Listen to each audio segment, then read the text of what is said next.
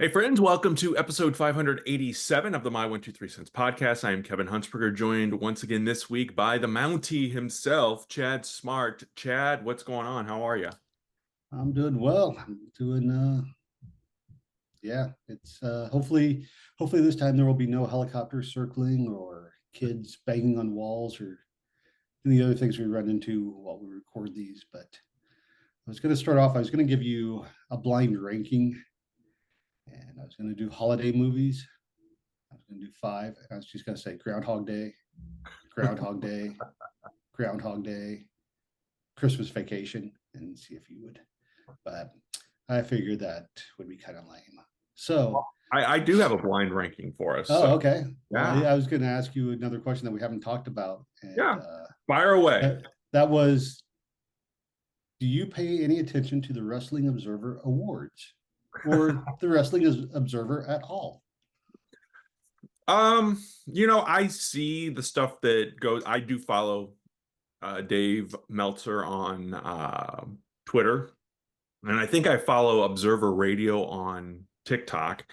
And I listen to this stuff because here's the thing that always people get so worked up in and uh, whatever. And honestly, I'll be quite honest with you. Dave Meltzer cornered the market that I wanted to do 20 years ago. You know what I'm saying? Like he did it though 40 years ago. So he is the guy that is basically sharing his opinion like we do on this podcast. And I know that not everybody agrees. We don't always agree with what we talk about here, but it's just a guy's opinion. And uh, you know, whoop, and there go the superstars. And that was Meltzer right there saying these guys are jabronis. Why do you have them? Yeah, Kerry Von Erich and the Junkyard Dog.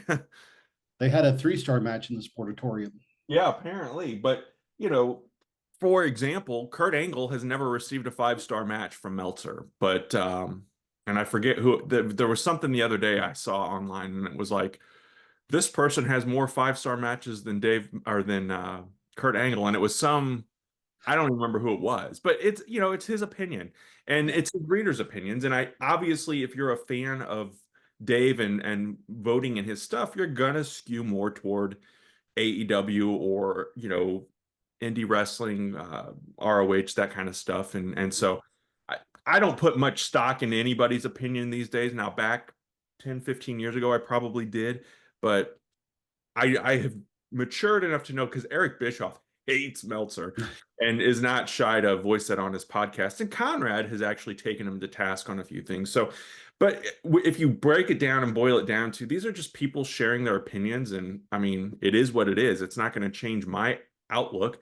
I'm not going to run and watch a Kyle Fletcher match now because he's Dave's whatever Well, you should. of the year or whatever the case may be. Just like I don't think that like the Pro Wrestling Illustrated Awards at the end of the year, how much they don't change anything for me. And again, as a young fan, maybe they had some influence, but these days I don't care. But you were probably had a point to that question, and I kind of went on a little. I don't want No, to be, but yeah, I didn't really have a point because I don't pay attention. I see the award stuff when it shows up, but I don't. If it didn't pop up in my feeds, I wouldn't even Mhm. know they existed. Yeah, I don't right, follow it, and looking at their list, it's like to me, it's a lot like the Oscars or the Grammys. The awards go to popular stuff and hmm not just looking at the list. The worst match went to Cody Rhodes and John Cena at WrestleMania. mm Right, Now, is that actually the worst match, or were there worse? Technically worst matches that people don't talk about, but because of the profile of right, Cena, uh, Cody at Mania, is it going to get a lot more hate right. Yeah, because more people are going to see it or witness it? yeah. That's an excellent point, and um, Like I say, did Ordinary People actually was that the best picture in 1980, or did more people see that than saw the Apple, and so they voted for no, that one is it? valid. That one is a valid one. But yeah, I agree on the awards concept, but also, um, you know, and when you were setting that up, I had a point in my head, and now I don't remember what it was, but you know, again, Yeah. opinions and everybody has them, and some people are louder voicing them. Oh, I know what I was going to say. I don't mind people doing awards and granting awards out, but when you then start to like, because I think even you and I, when we did the Cinti's originally, and then we kind of pulled back a little because, like, worst match or like, what good does that do anybody? Like tearing Mhm. other people down. So I don't mind the best match or the best promo or the best commentator, but then when you do, like for example, Tony Schiavone, I know Booker T won or Worst, received best or worst commentator this year, but for years. totally earned. Yeah. Well, I don't know about that. But Gorilla Monsoon got it for many. And I loved Gorilla Monsoon back then. It's not just viewing it through nostalgic glasses. So it's again, celebrate the best, but I disagree with awards of any kind that celebrate the worst. And I know that it's meant to be like tongue in cheek or fun or whatever, but Mhm. I don't know. I think even today, if someone were to say worst podcast goes to my 1 2 3 cents, that would hurt my feelings. And so um I would say, hey, people are listening. yeah, exactly. But that's the thing is Yeah. and Conrad took I forget who Meltzer's partner is on the radio show. Brian Alvarez, maybe. Maybe. Brian Alvarez really crapped all over a performer, Austin Theory, uh, Mm.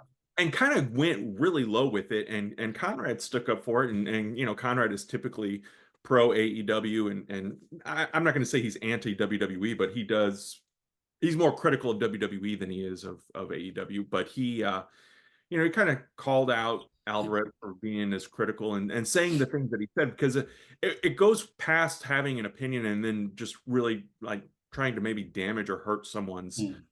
future stock, I guess. And so, yeah, I don't care that people do awards or whatever the case may be, but and that's where all of this, and I'm sure it happens in other sports and other forms of entertainment, but like that whole tribalism thing that we've talked about before, it's like it's being fueled by social media. And I would imagine that those awards don't help because then when you say that Booker T is the worst commentator, then you've got people saying, well, what about Excalibur? What about Tony Schiavone? Or whatever the case is. Mhm. And then you're just bringing everybody down because you brought one person down instead of everybody celebrating the best. Yeah. Sometimes gets glossed over, and then we focus on the worst, and then we start throwing other people under the bus. And Tony Schiavone made that list of worst commentators for 2026 or 2025, which I disagree with that too. I like Tony. I've always liked Tony, even though in the WCW days he became a bit of a annoying shill, but he was doing his job. So I was going to say, is that him being an announcer, or is that him being told mhm. what to say? Because it's interesting because I mean let's dissect this a little bit Okay. more. Um, when you have worst actor or best actor, Yeah. you're honoring the work of the actor and not the character. Whereas, not that John Cena and Cody Rhodes necessarily are characters, but they were playing a part at WrestleMania last year, Yeah. and so it again becomes that separation of reality and the character, fact and fiction, and like you said, is Tony Schiavone playing a character? Is Booker T playing a character? Because, and I don't know what Booker T's real name is, Huffman, something Huffman, but is he, if he were able to go out there and be himself, would Mhm. he be a better commentator? Or is he playing a role of saying shucky ducky and, doing all the cliche stuff like Jerry Lawler or JR, So where do we draw the line? Is it the character work that we're disagreeing with or the person? Because we honor the actor or the actress with the Oscar, Mhm. not the character. I don't know. Maybe I've dove too deep into that Mhm. realm of So Groundhog Day, or things. All right, we're off of our all right. Dave Meltzer Awards. So we are going to talk about AJ Styles today. And so in honor of that, Chad, I want you to blind rank these wrestlers more commonly known by just letters, or not just letters, but more commonly known by letters. All right. So do you understand what I'm saying? Sure. So AJ Styles. Yes. Okay. I I just, understand letters. There's not oh, going to be 1, 2, 3 kid on here. oh crap. No. That's good. So the first one, and it's someone that I do want to talk about a little bit more as we get into the AJ conversation, is Big E. I like Big E. Unfortunately, as I'm sure we'll discuss in a while, career is he is officially said he's retired due to an unfortunate injury. I'm going to put him. You said there's five. How many Mhm. do you have? Yep, Okay. five.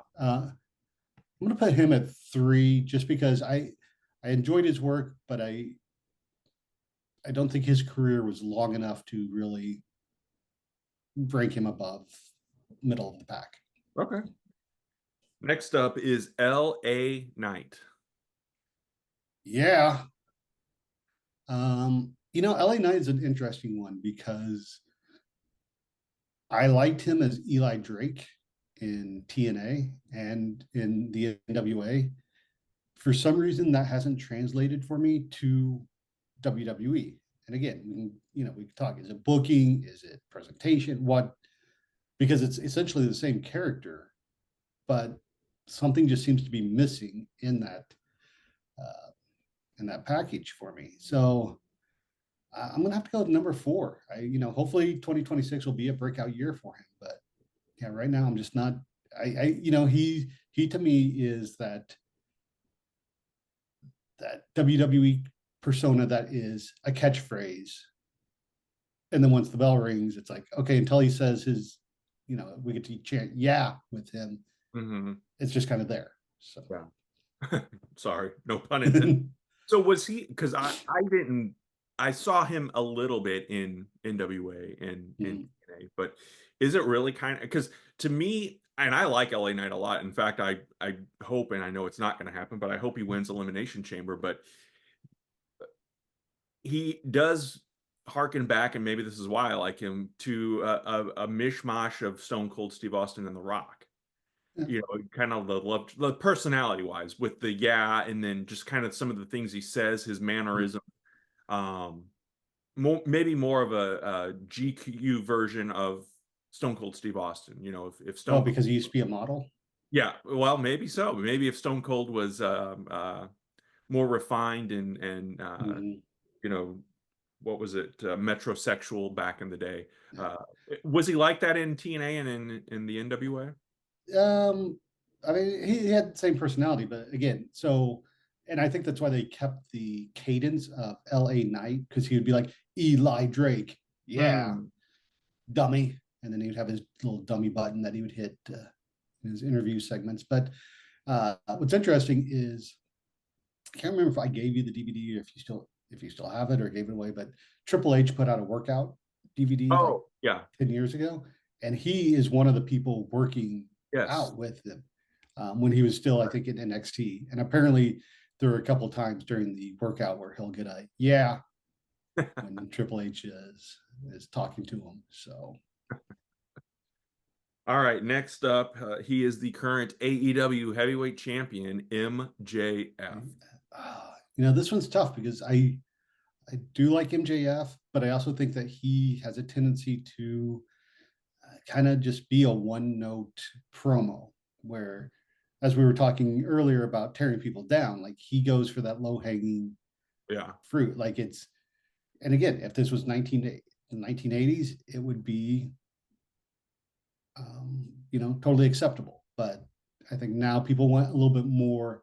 And I think he's also capable of doing more, but for some reason that seems to be the shtick. But um, because there's only 5 and I've already got 3 and 4, and because he was in Happy Gilmore 2, I'm going to put him at number 2. Okay. So I know you haven't been online a lot over the last couple of days to avoid spoilers from the Australia AEW show. Have you seen any of MJF's interview with Chris Van Vliet? I mean, I've seen bits and pieces. Not, Yeah.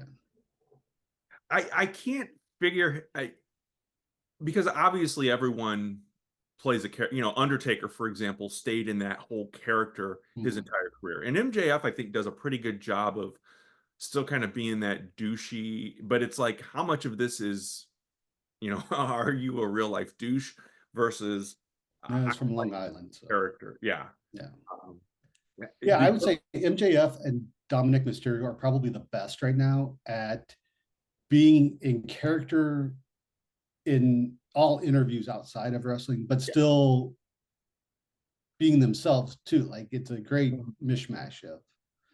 That's well said. Did you ever see MJF, the clip of him when he was a little kid on the Rosie? I'm sure you've On the seen it. show. Yeah. Yeah. All right, next up, RVD. Dude, I was a huge RVD fan.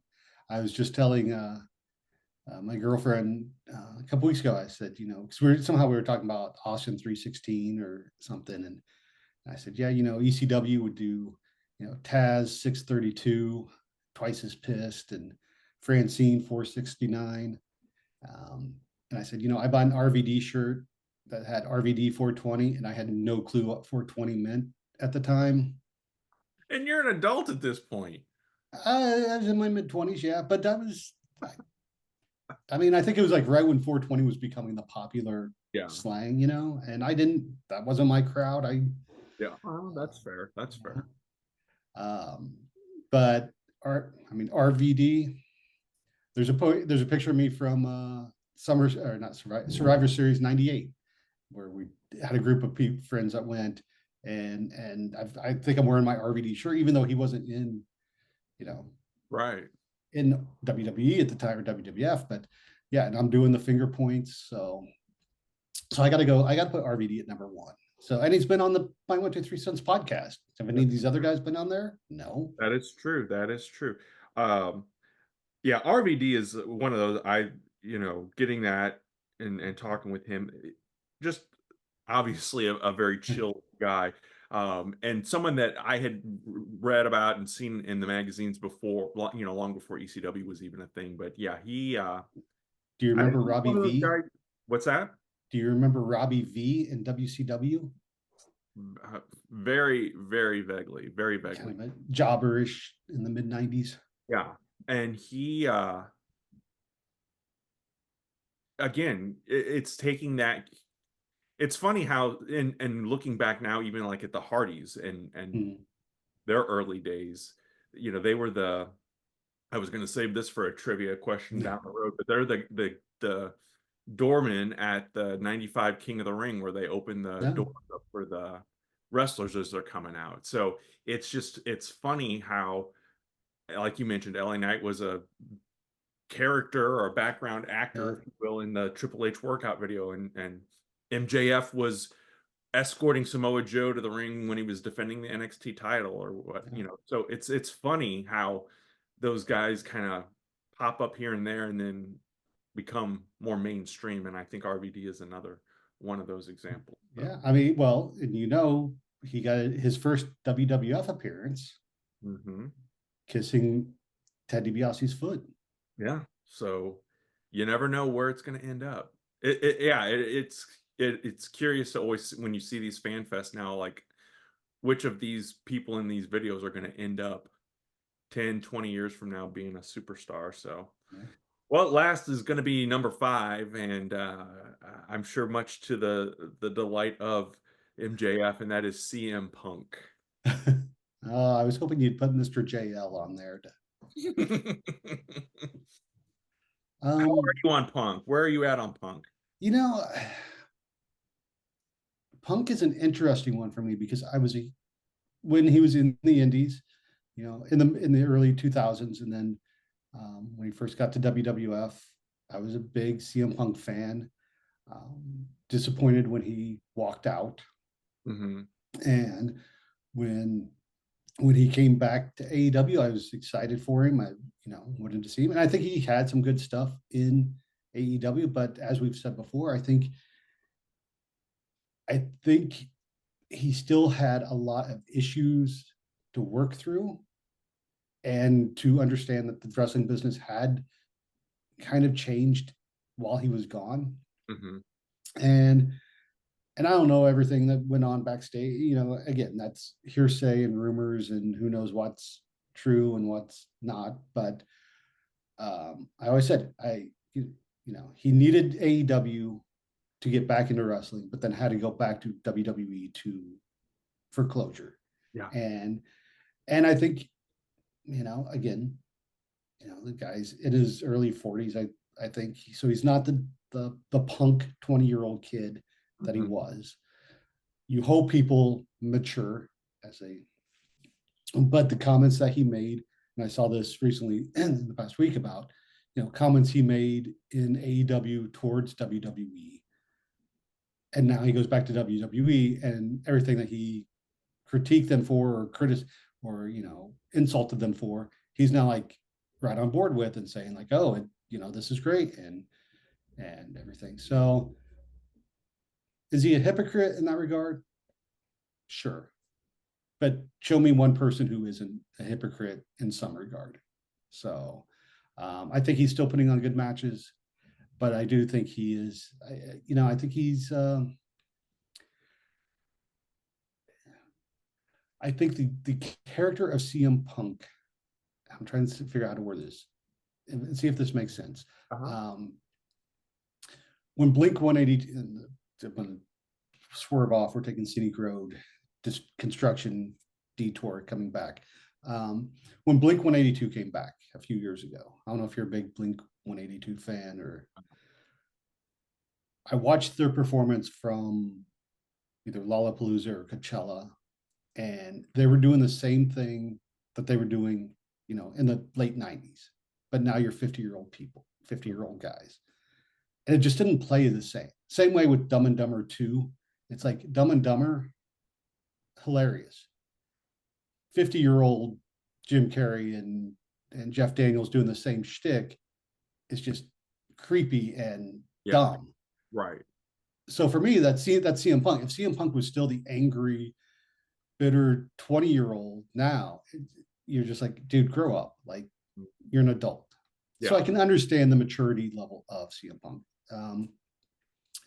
Long way to say, I'm fine with him being at 5, but I'm trying to think who was at number 4. LA Knight. LA Knight. Yeah, I'd probably, if I had to do the list again, I'd probably put Punk at 3 anyway, but I'm happy with him at 5. Yeah. Well, yeah, and I think, like you said, we all mature, we change our opinion. Not to get totally into the whole, woe is me life or whatever, Yeah. but when I worked at the TV station, I talked it up publicly and was all, roses and unicorns, but Yeah.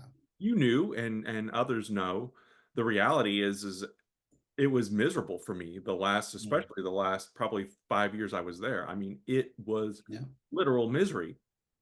And I'm not going to go bash and shit all over it now, even though I just kind of Yeah. said that. But the people listening to this are not going to associate anything other than that. But Right. it was not a good time. But while I was there, I said it was. And if I Yeah. got hired back by some You, mishap, I would still promote and talk good about the place, because that's just what you do when you're in that work environment. It's right. kind of like, yeah, go ahead. Oh no, I was going to agree with you, because yeah, I was. It was funny to me that after I left the TV station, after I moved to LA, when I would come back and visit, and I would go, back to the station to see people that we worked with, and everybody's Uh-huh. like, "What? What's like? You're smiling. What's wrong?" And I'm like, "Holy crap! I didn't realize how miserable I had been." And because I had fun, because again, the people you work with Right. is part of it, but there were other aspects of the job that just weren't the way that I would have preferred them to be in a helpful job. But yeah, I'm not going to. And I think that's, you know, well, I was going to go off a whole tangent about social media now, where it's like, for some reason, people don't understand that there are things you don't have to put out into public that you can keep private amongst friends, Yeah. because when you put things out in public, I would say 9 times out of 10, it's going to come back to bite you in the ass eventually. And I do think that that kind of comes along with the maturation process as well, of knowing what should I put out there, what needs to be, or not needs to be, nothing needs to be out there, but Right. like, yeah, how much is too much. And I do the burger reviews, and I posted one last week, and it was probably the most critical one I've done. Um, and I could have said a lot more than what I said. And some woman, and I don't remember if I sent you the snap or not, but Mm. she just ripped me apart because I ripped, and I didn't even rip the place apart. Like I said earlier, I accentuated the positives of this burger. It was Super Bowl Sunday, so it was a Super Bowl theme, and I said, Mm. this one is not a touchdown for me. There are other ways to score and win games in football than just a touchdown. So to me, Right. I didn't view it as a complete diss, and it was a play on words because it was the Super Bowl. So I mean, Mm. if I really said what I was thinking, then I could have seen her getting upset. And I'm not going to go beyond that, but it's like, so I've responded back, and I usually don't, but I mean, this woman was kind of questioning some things about me that I didn't really appreciate. So I typed out my, pissed off response, and then I'm like, count to 10, Yeah. copy paste, put it in Chat GPT and see what it says. And Chat GPT said, this is a little defensive. Here's what I would suggest. And so I did massage that message then, and then put that out there. But yeah, you know, again, I try to be positive. We try to be positive here on this podcast and not go low, so to Yeah. speak, and attack people. But I think what you said about Punk is all valid and fair, and your other rankings. I think it's solid rankings. And we talked about, obviously Big E and his neck injury. Just 39 years old, and I think this injury happened 4 or 5 years ago. So he's been out of action for a while now. Um, we've seen other guys go down with Mm.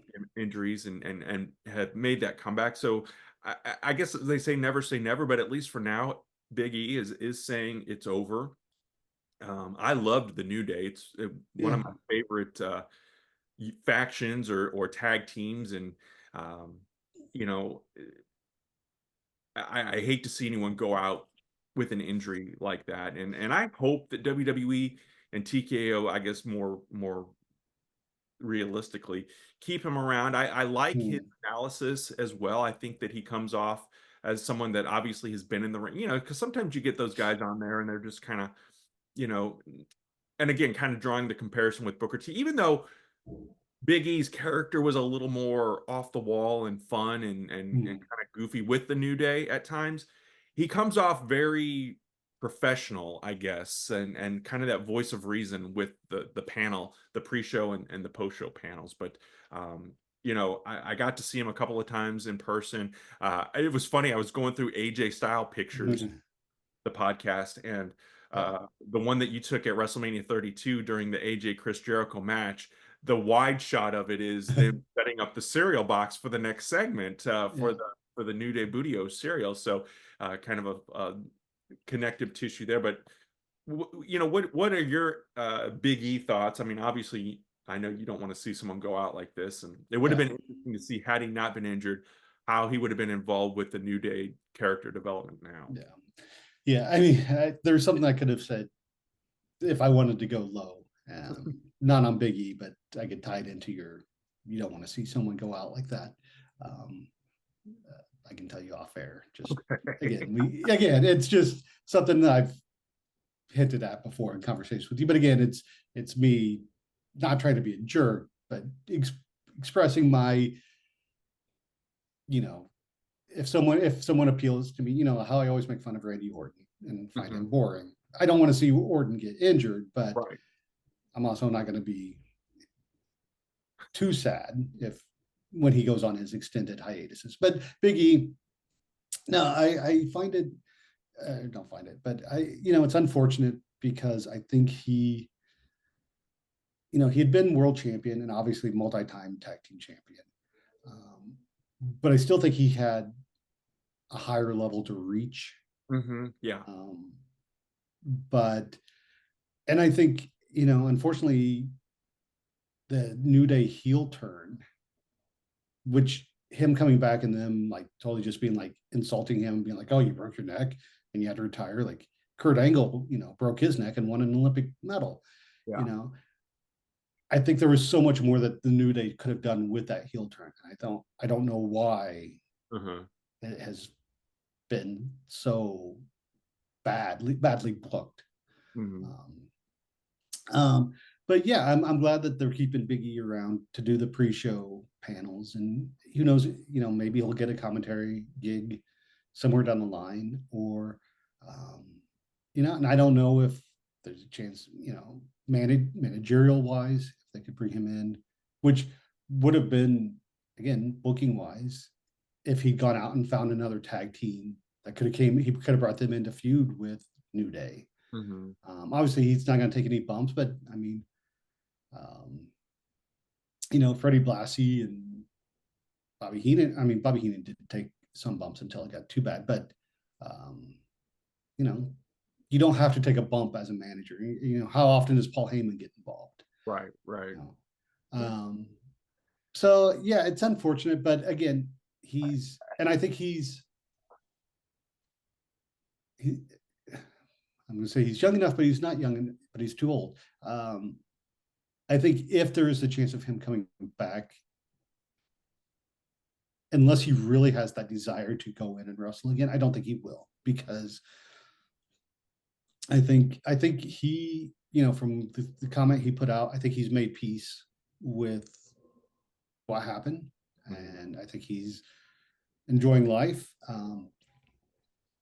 You know, so as long as he's happy, then you know that's all that matters. Yeah, And and we often talk about the last match. You know, I guess it became really a thing yeah, when Ric Flair's last match happened, his real last match, I guess, or maybe he comes back. I don't know. yeah, In 2022, the whole last match theory or concept or whatever has kind of evolved and grown into, Sting obviously had his last match. John Cena, we saw his last match. Goldberg allegedly, uh, you know, don't uh, say allegedly. Let's say we saw Goldberg's last match. but when a wrestler gets to kind of make that call on their own, Yeah. obviously I think it's a better deal than Mhm. a Big E instance, or even Edge's original, when he kind of, his last match, we didn't know, or he, wrestling that, he didn't know maybe that was Mhm. going to be his last match. Hulk Hogan, for example, you know, one of the biggest icons in wrestling. His last match was like a random house show in TNA, so he didn't know. I'm guessing that was going to be his last match, but eventually, at some point, that's what becomes the case. So, Mhm. um, it's unfortunate that Big E didn't get to kind of dictate that last match, or know, okay, yeah, Mhm. he's injured in action, and to the point where he's not going to get in there and wrestle again. Um, AJ Styles, we talked about him. Um, Somebody drew the comparison. I Conrad retweeted it, but I don't remember who said it originally. But they were basically like, we were watching AJ Styles' retirement tour all along because of Mhm. the celebration last year in Japan, and then the match with John Cena, the Shinsuke Naka, so all of these things kind of coming to fruition. Now, we've had a couple of weeks, because I intentionally waited a couple of weeks to talk more about AJ Yeah. Styles. Let's kind of start at the end and work our way back a little bit, and then kind of come back full circle if you don't care. And uh, you know, he's been on the interview circuit. We saw him sit down with Stephanie McMahon, and of course, that is a WWE Fanatics podcast, so it's going to be kind of, I'm sure they're going to talk about things that are approved, or if he would have gone too far off, I'm sure he would have been reined back in. He makes it sound like, to me, it comes off as, yeah, I was gonna leave the gloves in the ring, but I decided not to because everyone, basically discounting the whole wrestler retirement shtick, because everybody eventually comes back and has one more match, and he's basically leaving the door open. if his son ever wrestles, to be able to wrestle with him, whether it's against him or in a tag team, whatever the case may be. So Yep. anyway, he's saying he's leaving that door open. And a lot of fans instantly thought when he got the IP for the Phenomenal One, and he kept the gloves on, that he's heading to TNA, he's heading to AEW, he's heading to Japan, he's heading to Mexico, he's doing all this stuff. To me, it felt like for now in 2026, he's done wrestling. What is your takeaway interpretation of the future of AJ Styles? Honestly, I don't know. And if we've seen the last of AJ for now, Mm-hmm. again, at least he got to go out on his terms. Mm-hmm. Um, would I, we talked about it after it happened. Would I like to see him show up in AEW and have some final matches with, some of the guys there? Yeah, obviously, because I think it would put on really good matches. But if it doesn't happen, I don't think AEW is going to be hurt by not having AJ there, and I don't think AJ's career is going to be Mm-hmm. hindered by like, oh, why didn't he have this match with Kenny Omega or the Young Buck, So, um, and AJ's been doing this for 25, 26 years, if not longer. I mean, you know, and I know you obviously have a handful of matches under your belt, so you know what it's like to be in there. But um, I mean, I'm trying to think if AJ's had any serious time off. I don't think he's had any major injuries that we're aware of, but I think he's been working pretty much nonstop, at least, especially for the last 10 years in WWE. Yeah. You know, um, and they're not on the road as much now as they were, pre-pandemic or whatever. But I don't know how old his kids are, but I'm sure as a father, he probably wants to be there and you know spend time with them and the family. So, um, yeah, I just kind of like Big E. Hey, as long as he's happy, then again, we have 20 years of AJ style history. That as long as we cut out the 2010, 2011 TNA portion, there's a lot of good stuff there that you can go back and watch. He's multi-time champion. I don't think there was anything left for him to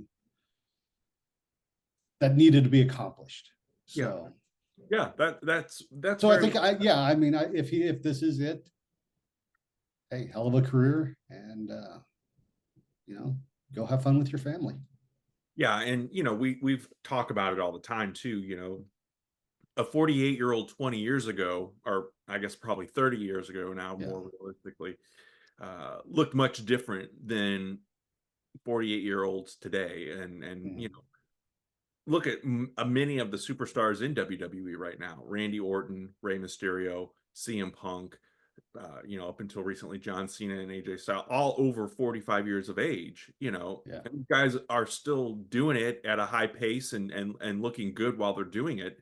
Whereas, I think around that same time period when Piper came back, and you know some of those other superstars from our childhood came back in the early 2000s, much different look and feel to Mm-hmm. what they were doing in the ring.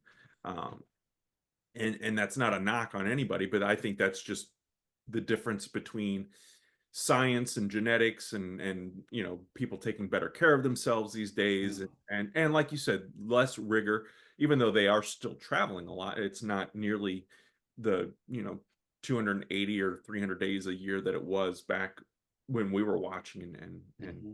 enjoying wrestling. So um what are your first memories of AJ Styles? I actually saw a clip the other day of him being an obnoxious fan in line at a Diamond Dallas Page signing. I don't remember if I sent that to you or if you've Yeah. seen it. This was back when Page was promoting, I think, his book in WCW. So uh, Mm-hmm. he kind of gets kicked out of this line. I didn't realize that existed, and I don't really remember him at all in WCW because he did pop up in those dying months of the company. So do you Yeah. remember him at all from that? I mean, I vaguely remember in the last, I think maybe month, they had started a cruiserweight tag team tournament, and he was Yeah. in a tag team with a guy called Air Paris, who I don't know much about. I don't think he. I think after WCW folded, I think he kind of ended his career shortly after. Hmm. Um, so my memory of my real honest memory of AJ started with TNA, and Yeah. he, He was was a on that night first runner, show. right? What's that? He started day one, right? Day one, first match, and he was the first.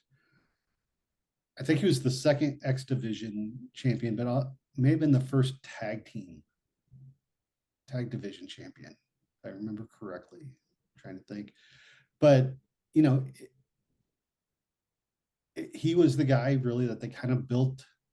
I mean, even though Jeff Jarrett was the guy that the company was built around, you Hmm. can see that AJ was the other building block, if you Yeah. will.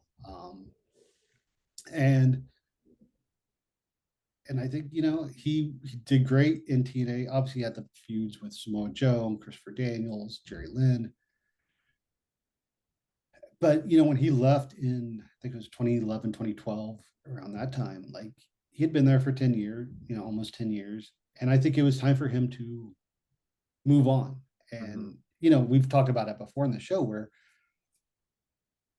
when we were watching, when you had the territories, you would see guys come and go and leave.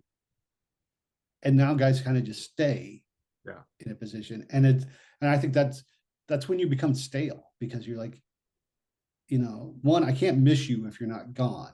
Right. And two, if you're just there all the time, what are you doing? Even if you can evolve your character a little bit, you're still just there. So I think AJ leaving really, I mean, it propelled his character, because I'm not familiar with the Japan stuff and the Bullet Club, but he obviously that helped then get him into WWE, and he's just been, I was kind of surprised at how much he was pushed in WWE, Yeah. because there was that fear of, hey, he's a smaller guy. It's Vince. He made his name outside of WWE. So is he going to get a fair shake, or is he um, going to be hindered by that? But again, I think he's had a great career, and yeah. I think guys like Daniel Bryan, who I, I'm not going to say that he paved the way, but he's the first one that comes to mind that was kind of that not typical. Well, I guess Shawn Michaels and Bret Hart, during Mm. the steroid era, if you will, were kind of beckoned in. But even those guys to me were bigger in terms of star power than maybe Daniel Bryan and AJ Styles were when they first came in. And I think AJ and Daniel obviously developed and grew into those roles as well. But AJ to me just kind of I love Daniel Bryan. And I think because Daniel Bryan was able to, or Bryan Danielson was able to kind of develop into that character mode. And AJ, I feel like kind of struggled with that sometimes. Um, and I know, and you mentioned 2010, 2011, and I'm assuming you're talking about the Claire, whatever her name was. I'm talking about when Hogan and Bischoff came in and they Yeah, made AJ kind of the new nature boy, like he was Ric Flair's protege. yeah. And it's like totally He went obviously against the could stand on character his that, own. what's that? He could stand on his own. He didn't really necessarily need that, right? I've He heard a lot didn't need of it. And it also like wasn't it totally flew into the face of what AJ was. Like, Mhm. again, not that they made it I think a thing on TV necessarily, but we knew AJ was married, had kids, was a family man. Yeah, And now he's out here trying to be the womanizing, Ric Flair, and having the affair with which was a stupid storyline yeah, anyway. But yeah, it just didn't. It's like taking Bryan Danielson and making him into like a Gordon Gecko Wall Street type character. yeah. It's like it doesn't fit what we know about the character. Yeah. So, you know, I mean, yes, it worked with Ricky Morton becoming Richard Morton, but Did it though? yeah. Well, and for me, kind of going back to memories of AJ first, I talked a couple weeks ago when we did the TNA episode. I hadn't really, I had read about TNA, Mm, maybe saw some pictures. This was before YouTube, this was before social media. So anything I was digesting was coming from message boards or AOL chat rooms and that kind of stuff. And yeah. so it wasn't really until I moved to Southern Illinois and you introduced me to TNA. And I don't know at what point along the run, but my first memory, real memory of him was when Lex Luger was in TNA and Lex attacks AJ, presses him over his head and throws him through a table. And then I believe was AJ involved in that match with Macho Man and someone else against Jeff Jarrett and the Paul Outsider? Nash. Yeah. Um, I can't remember who the other partner was, but those are kind of the I don't my remember. Yeah. core AEW memory or TNA memories. And I realize now I'm drawing the parallel because there were WWE or former WWE talent involved in those uh, matches. Um, which maybe isn't necessarily fair to AJ or others that were involved in TNA, but um, he also had some good stuff with Jeff Jarrett, obviously, and I feel like he also wrestled Abyss quite a bit, didn't he? I think so. Yeah. Yeah, Yeah. Yeah. Early 2000, I mean, TNA, as I've gotten older, has become a blur. yeah. Especially since I kind of stopped watching after 2011. And so I don't,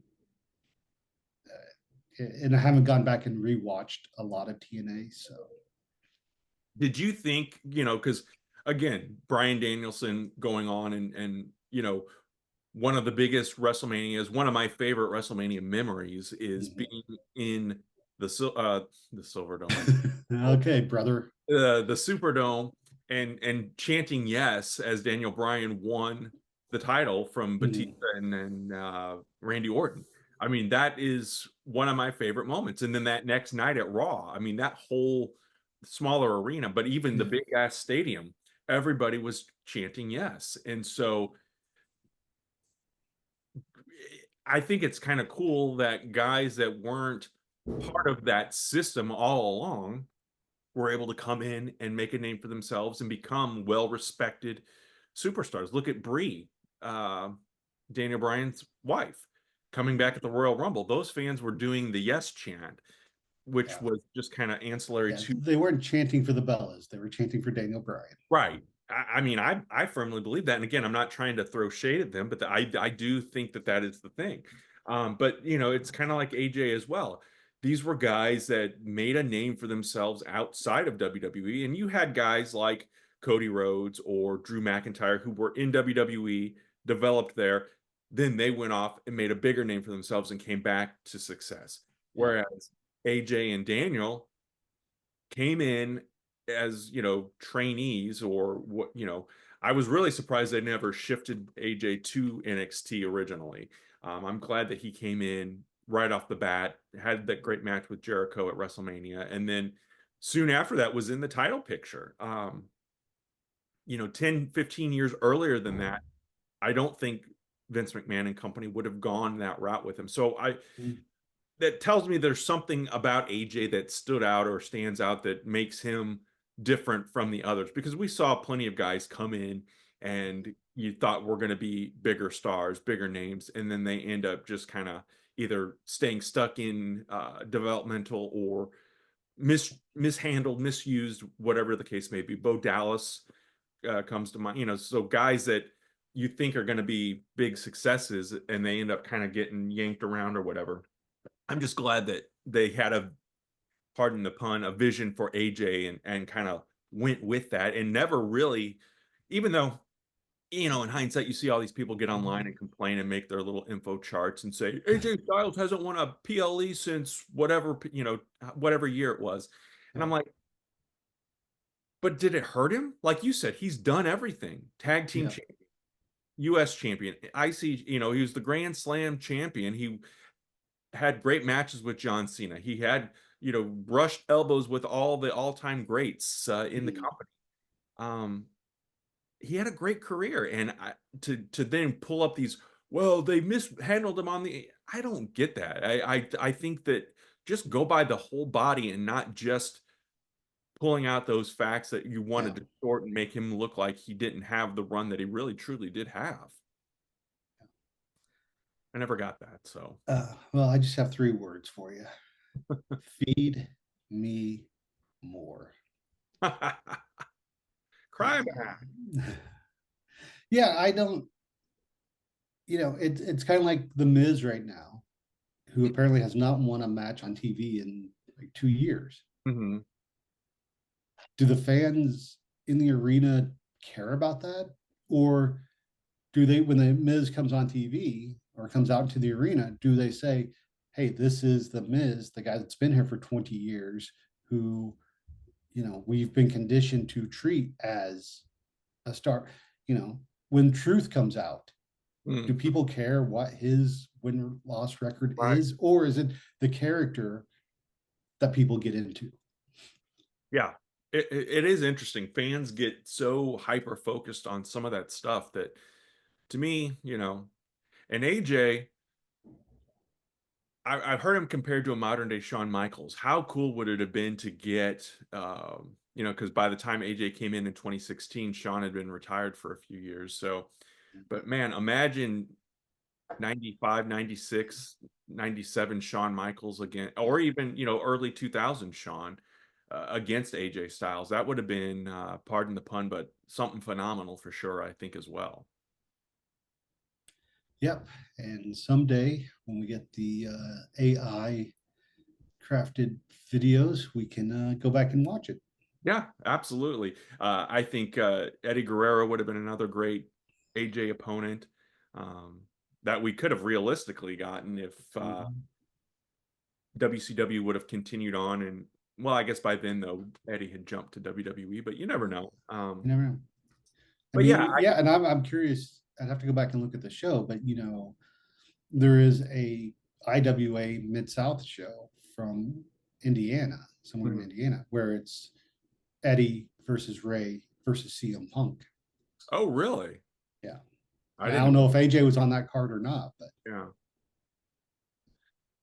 It's always good to see this kind of go back, reflect, and realize how freaking fast time goes by, because like you said, I can still remember sitting in your apartment watching TNA, and it seems like it wasn't 20, almost 22 years or like 22 years ago this month. yeah. It's crazy how fast time flies, and for AJ to tease the fact that maybe one day he'll do this with his son, to me is awesome. Um, and since that's kind of been a tease, Sting is being, or Sting's son, I should say, Steve Borden Jr. I don't know what he's wrestling as, or how he's being developed, but I know AEW is really kind of getting behind him and that development. And I guess kind of veering off of AJ for a second here, what are your thoughts on that? Because I know allegedly Tony Khan has licensed Sting's WCW music from back in the day. Is that a slippery slope when you look at guys like David Flair and uh, you know Tamina Snuka, some of the ones that didn't maybe necessarily live up to the legacy of their parents? Does that put a lot of pressure? Being, Sting is probably one of those top 10 guys of all time. Is Mhm. Steve Borden Jr. going to be living up to some unrealistic expectation, or will he excel like Charlotte Flair did? Yeah, I mean, I haven't seen anything from him from the matches he's wrestled, and I think it would. I mean, there is going to be that pressure to be like he can't just be average. He's going to have to be above average, not Mike Sanders, but he's going to have to be above average to have the fans not just you know dismiss him. Yeah. Um, I don't I don't think he's been on Ring of Honor. I think all of his matches have been like dark matches. I could be wrong about that because I don't Yeah, watch I Ring think of you're Honor. right about that. They are And I dark. think that's the smart way to do it. Like don't unlike David Flair, who they rushed out onto Nitro Right. and maybe if they'd given him a year of training beforehand. And I don't know where Steve Borden Jr. is training, who's training him. But hopefully he doesn't get rushed onto TV before he's ready. And then, and the other thing is going to be, is he Steve Borden Jr.? Is he Steve Breaker? Do you give him a name that doesn't tie into, I mean, because even Steve Borden, if you just call him Steve Borden, Mm-hmm. are the non-diehard fans and the fans that, or maybe are newer to wrestling, are they going to associate that with Sting? But if he comes out in Sting-esque face paint or, you know, um, so I would say, again, you want him to be his own wrestler. Don't just come in and do the Stinger Splash and the Scorpion Yeah. Death Drop and, Yeah. create his own persona.